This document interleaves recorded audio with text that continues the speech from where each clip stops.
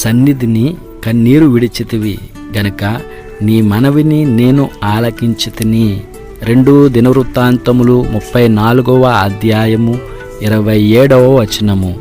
బాధ వచ్చినప్పుడు, కష్టము వచ్చినప్పుడు బంధువుల దగ్గర, స్నేహితుల దగ్గర, ఇతర మనుషుల దగ్గర కన్నీరు కారుస్తూ వారికి చెప్పుకోవటం వలన ఏమి ప్రయోజనము?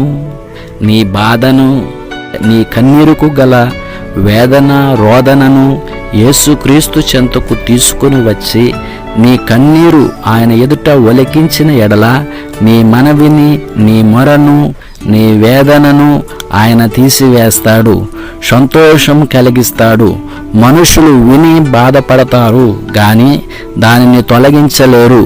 మనుషులకు అసాధ్యము, దేవునికి సాధ్యము.